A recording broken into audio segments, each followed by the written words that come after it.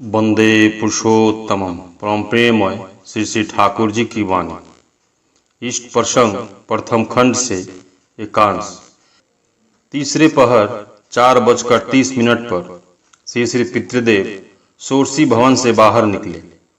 इसके बाद ठाकुर बंगला में आकर परमराध्य श्री श्री ठाकुर और परमराध्या श्री श्री वर्मा को प्रणाम कर उन्होंने बड़े नाट्यमंडप में आसन ग्रहण किया। उपस्थित सभी प्रणाम कर बैठ गए। प्रणाम के बाद अनेकों अपने अपने काम में गए।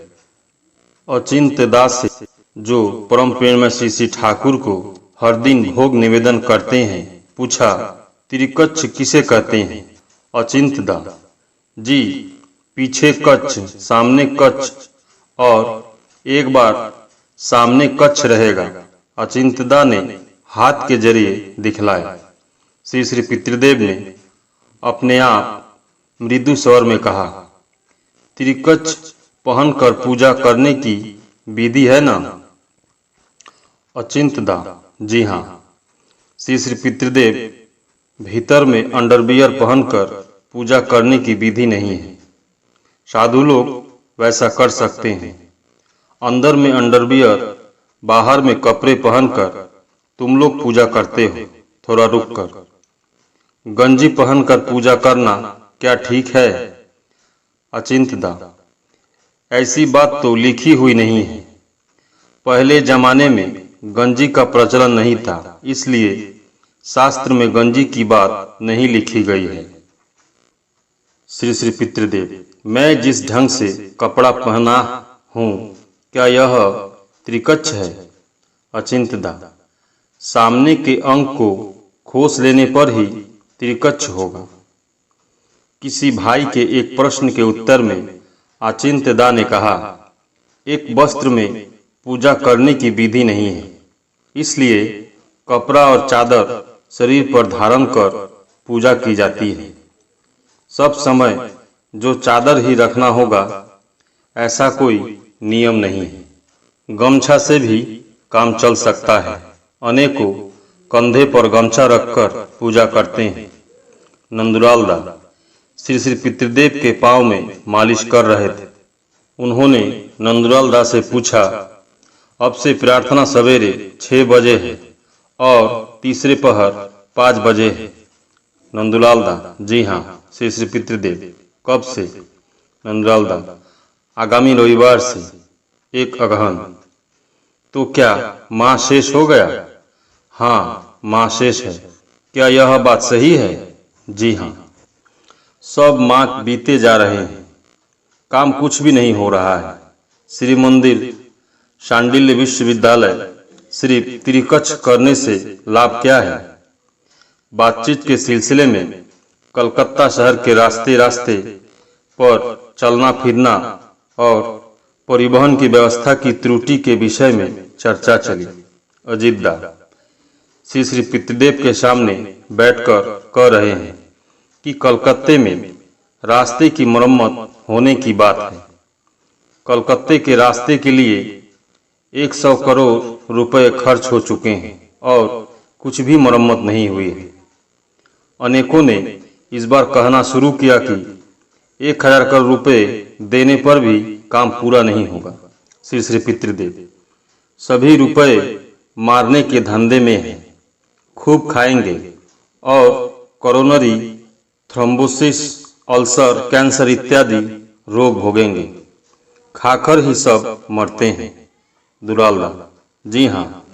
आजकल तो साधारण लोग से आरंभ कर बड़े बड़े ऑफिसर तक सरकार के रुपए चोरी करने की ताल में रहते हैं।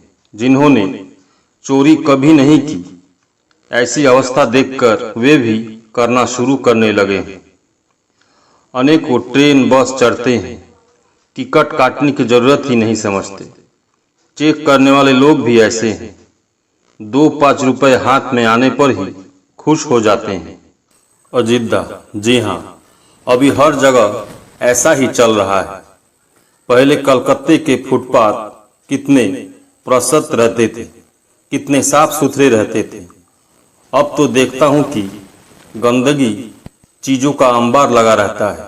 इसके अलावा फुटपाथ पर चलने का उपाय भी नहीं है। देखता हूँ कि हाकर लोग उस पर बैठे रहते हैं। सब बाजार हो गया है। दुलाउदा, सभी अपने अपने ख्याल के अनुसार काम करते जा रहे हैं।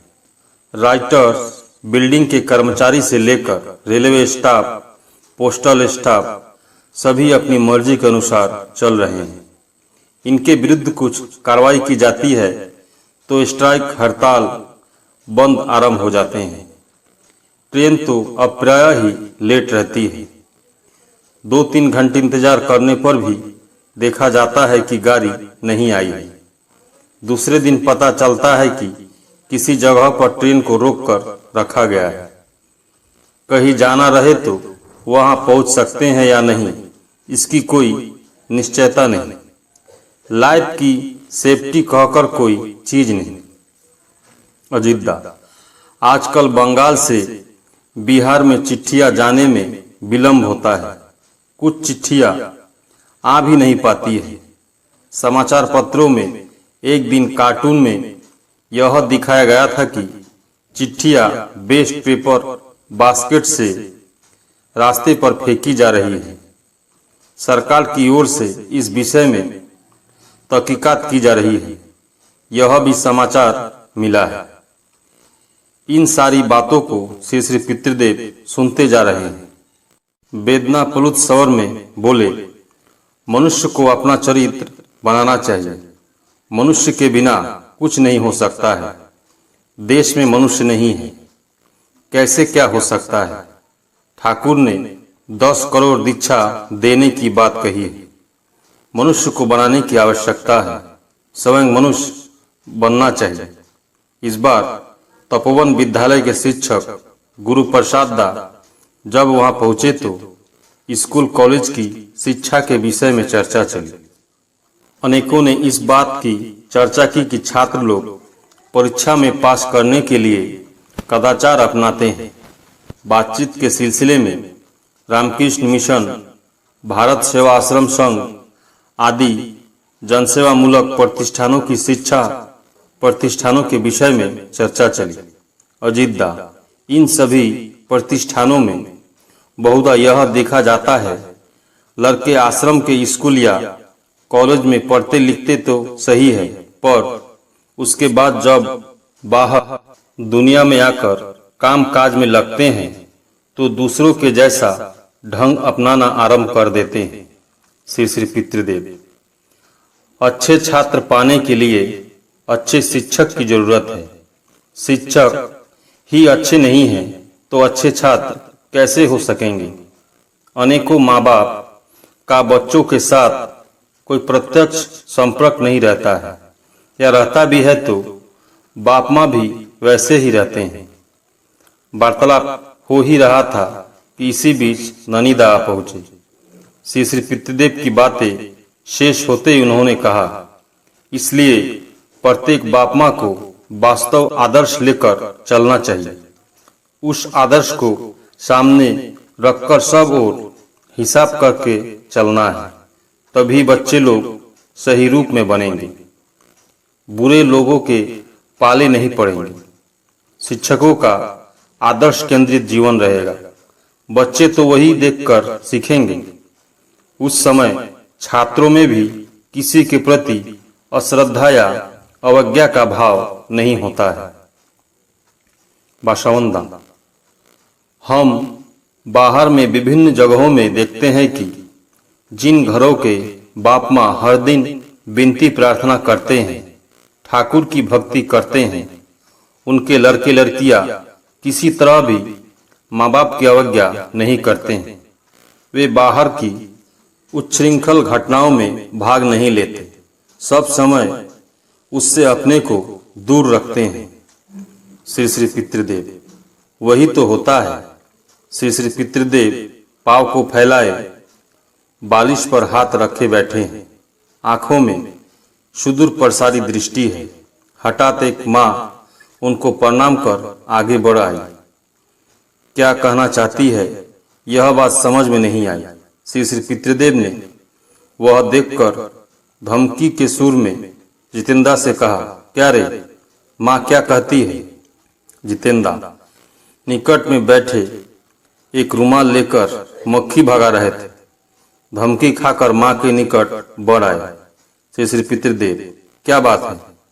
जितेंद्र माँ के मासिक में गड़बड़ी है, सादा श्राप और आमाशय है। श्री श्री पितृदेव गाइनेटोन पितृदेव प्रदत्त सत्संग रसायसना मंदिर द्वारा प्रस्तुत की गई दवा खाएगी जितेंद्र से। आमाशय के लिए मैंने जो दवा बताई है उसे बता दोगे। एक भाई कब्जियत रोग के शिकार है, प्राय शौच साफ नहीं होता है, अम्बल भी होता है। श्री श्री पितृदेव एक डिब्बा स्वस्ति चूर्ण लेकर व्यवहार करना है। उक्त भाई कितने दिनों तक खाना होगा? श्री श्री पितृदेव कुछ दिनों तक खाने पर ही पता चलेगा। रोज सवेरे खाली पेट में ठंडा पानी के साथ 1 चम्मच खाओगे। कठिन कब्जियत होने पर प्रथम 2 चम्मच चूर्ण लेकर कुछ दिनों तक ठंडा पानी के साथ खाओगे। उपस्थित भाइयों को लक्ष्य कर, जिन्हें कब्जियत की शिकायत है उन्हें भी प्राय 4-5 दिनों पर खाना चाहिए। घर में 2-1 डिब्बा रखना चाहिए। यह बहुत अच्छी दवा है। प्रार्थना का समय हो चला है। वे रखी दुई घड़ी को हाथ में बांधते हुए चादर कंधे पर रखकर उठ गए। उपस्थित लोगों ने प्रणाम किया और सभी उठ खड़े हो गए। प्रार्थना के बाद उन्होंने पुनः निर्दिष्ट आसन ग्रहण किया। लोगों की संख्या इस बार अधिक बढ़ गई। बाहर से दर्शनार्थीगण ने आकर परमराध्य श्री श्री ठाकुर और परमराध्या श्री श्री वर्मा को प्रणाम किया। अनेकों ने दूर से खड़े होकर श्री श्री पितृदेव का दर्शन किया। कुछ लोगों ने निकट में आकर प्रणाम निवेदन किया। आश्रम के कर्मी मनीदा एक भद्र व्यक्ति एवं एक युवती को श्री श्री पितृदेव के निकट लेते आए और बोले, वरदा वयस्क भद्र व्यक्ति, ये मेरी भगिना है और यह युवती उनकी लड़की है। बीए पास किया है। कुछ दिन पूर्व इसका विवाह हुआ है। ये दामाद है। खड़गपुर से इन्होंने एमए टेक पास किया है। आगंतुकगण ने श्री श्री पितृदेव को भूमिष्ठ हो प्रणाम किया। श्री श्री पितृदेव ने भी प्रति नमस्कार व्यक्त करते हुए उन्हें बैठने की व्यवस्था करने कहा। ठीक 6 बजे हैं। हरे कृष्ण कृष्ण कृष्ण हरे हरे गाते हुए कीर्तन दल ने ठाकुर बांग्ला में प्रवेश किया। श्री श्री वर्मा प्रणाम, श्री श्री ठाकुर प्रणाम और श्री श्री पितृदेव को प्रणाम कर प्रदक्षिणा करते हुए जा रहा है। संध्या उतर आई है। आज दिवाली है, इसलिए देखता हूं कि माताएं हाथों में प्रदीप लिए श्री श्री ठाकुर प्रणाम करने आई है। प्रदीप जलाकर प्रणाम कर रही है। प्रदीप के साथ अनेकों मोमबत्ती ले आई है। ठाकुर घर और वर्मा घर के सामने प्रदीप एवं मोमबत्ती सजाकर जलाए गए हैं।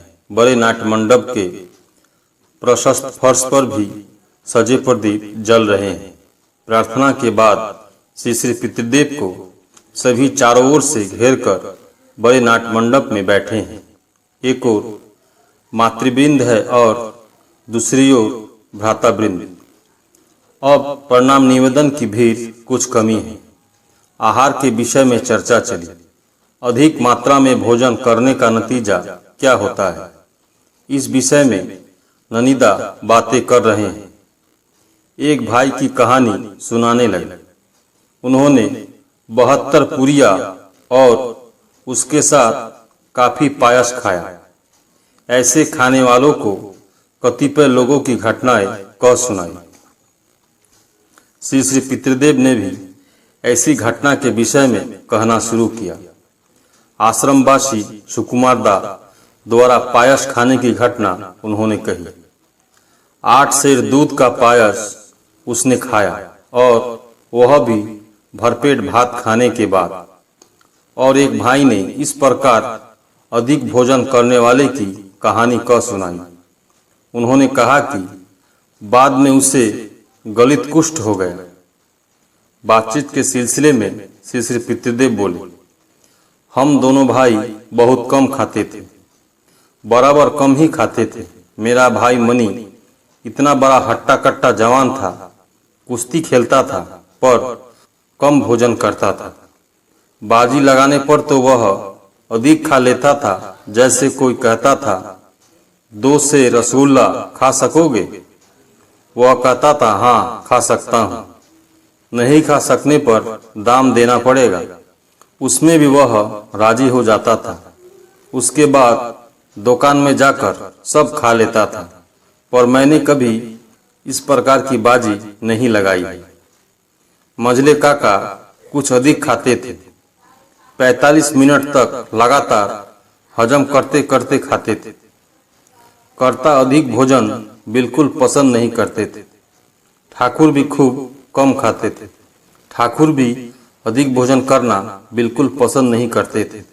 ठाकुर ने कहा है, अधिक भोजन जाराई करे, दरिद्रताय प्राय धरे।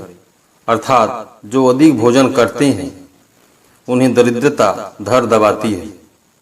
विशेष जोर देते हुए श्री श्री पितृदेव बोले, परिमित अल्पाहार से बढ़कर संसार में कोई दूसरी चीज नहीं है। अल्पाहार करने में कितना उपकार होता है, वह कितना स्वास्थ्यप्रद होता है, यह सोचा नहीं जा सकता है।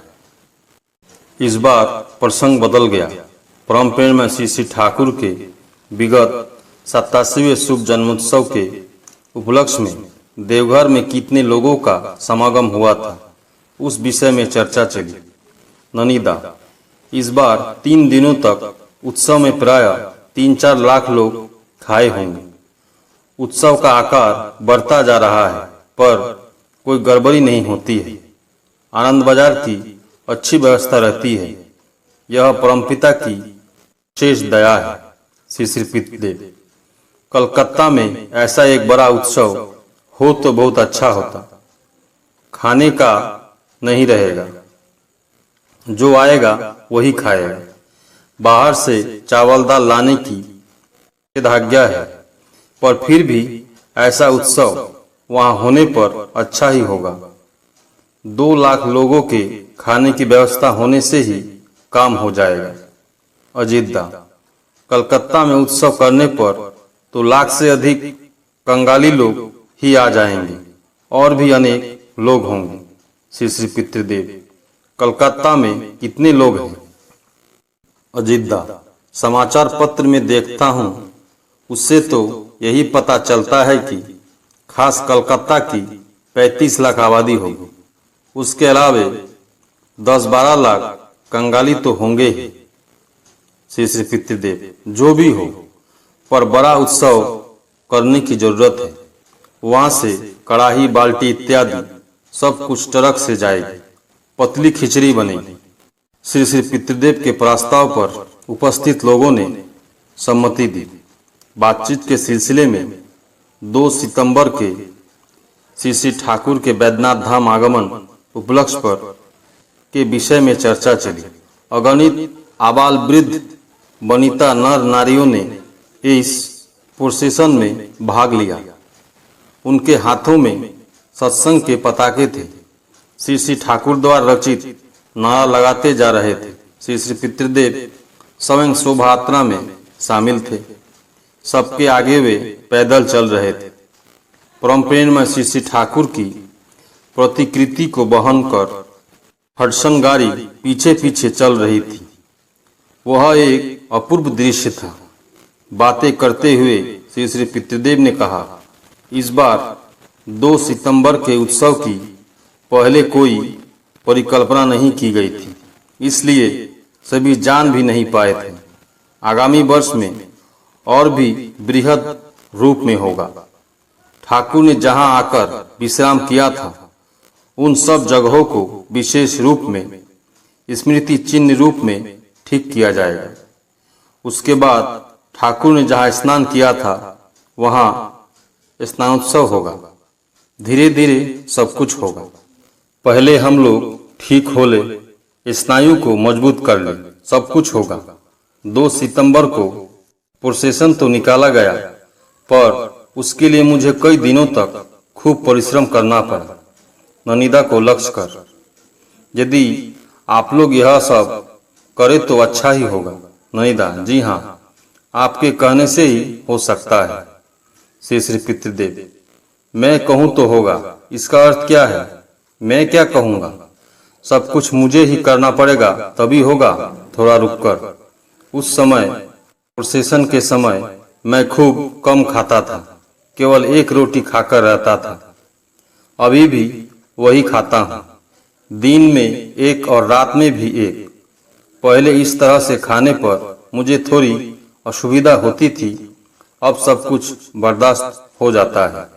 परमेश्वर दा, हमें इस प्रकार खाकर रहने का साहस ही नहीं होता है। श्री श्री पितृदेव, उस समय मैं स्वस्थ बोध करता हूँ, जैसे पथ होकर चलते चलते इच्छा होती थी कि दौड़ूं एक बार, जैसे बच्चे लोग दौड़ते हैं वैसा भाव होता है। यह शायद स्वस्थ रहने का लक्षण है।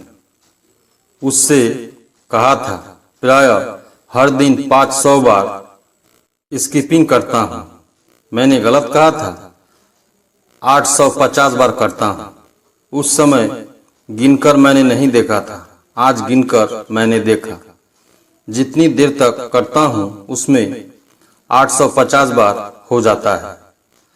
आज 1000 बार करने की इच्छा थी, समयाभाव के कारण नहीं कर सका। आगामी कल 1000 बार करने की इच्छा है। यह सुनकर सभी अवाक थे। उनकी आयु 63 हो चुकी है। अभी भी वे हर दिन प्रत्युष के पहले 850 बार स्किपिंग करते हैं। उन्होंने कहा, कम खाता हूँ, इसके लिए मुझे थोड़ी भी असुविधा नहीं हो रही है। रोज खाली हाथ स्किपिंग करता हूँ, जिस प्रकार लोग हाथ में रस्सी के सहारे करते हैं, अभी उसी रूप में कर रहा हूँ। किंतु यौवन काल में मैंने कभी भी एक्सरसाइज नहीं किया है, सिर्फ 2-1 बार बारबेल उठाया था। ननिदा, उपस्थित भाइयों को विस्मित देखकर, यह नाम ध्यान करने का फल है। नाम में अभ्यस्त होने पर सब होता है। उस समय सब आयत में आ जाता है। ठीक ठीक नाम ध्यान होने पर आसन करने में अधिक देर नहीं लगती है। मुझे तो ऐसा प्रतीत होता है कि उस समय शरीर शिशु के शरीर की तरह नमनीय हो जाता है। श्री श्री पितृदेव, परम पिता का नाम करने से सब होता है। खान पान नींद सब कुछ नियंत्रित हो जाते हैं। ठाकुर ने कहा है, 4 घंटा नींद ही यथेष्ट है। जो योगी है, जो कर्मी है, उन्हें 4 घंटे ही नींद होती है। प्रश्न, तमोगुण कैसे दूर होता है? श्री श्री पितृदेव, भक्त का संग करने से, साधु का संग करने से। नाम करने का अभ्यास ही कोई नहीं करता है उपस्थित लोगों के संपर्क में। दीर्घ दिनों तक अभ्यास, नाम करने का अभ्यास करना चाहिए। यह दीर्घ दिनों की साधना है, आजन्म की साधना है। आजन्म साधना आजन्म सेवक हुए बिना नहीं हो सकता है। अनुराग के साथ साधना करने से शीघ्र फल मिलता है। दुरालदा, जी हाँ, आपके संग में रहकर हमारे जीवन में ऐसी कुछ चीजें आयात हो गई है, ऐसे अभ्यास बन गए हैं, नहीं रहने पर कहीं बह जाते। श्री श्री पितृदेव ने मृदु मुस्कान से उत्तर दिया, तुम लोगों के संग में रहकर मेरा भी हुआ है। इस बार सभी एक साथ हंसने लगे। पंडित दा, देखने से ऐसा प्रतीत होता है कि जिसका होने वाला है उसी का होता है। श्री श्री पितृदेव, जिसका होने वाला है उसका होता है, इसका मतलब जो वैसा बनना चाहता है उसी का होता है। सब समय उनके लिए दरवाजे को खुले रखने की जरूरत है। कब वे आएंगे, कब वे आएंगे, ऐसा एक गीत भी है। खोला जांगलार फाके बिरुच्छाप राय को इशारे से कहते हैं, गाओ तो वह गीत अपने आप वे कहते जा रहे हैं, केवल दरवाजे को खोलकर रखने का ही काम है। वे आते हैं, उनकी दया है। उस समय नींद कहाँ चली जाती है इसका कोई ठिकाना नहीं। खर वाले घर में हारमोनियम लाई गई। विरूपाक्ष दा उसी गीत को गाने लगे। घर बेंधे बास करबो बंधुर चलबार पथेर पाशे गो इत्यादि। प्रस्तुत गीत में एक प्रेमिका का प्रियतम के प्रति हृदय का प्रेम दर्शाया गया है। प्रेमिका यह परिकल्पना करती है कि वह ऐसी जगह पर घर बनाएगी जहां से बैठे बैठे अपनी खुली खिड़की से अपने प्रीतम को आते जाते देखेगी। वह निवास स्थान के आसपास के हसनैना फूलों के पेड़ों को लगाएगी जिसकी सुगंध फैलती रहेगी।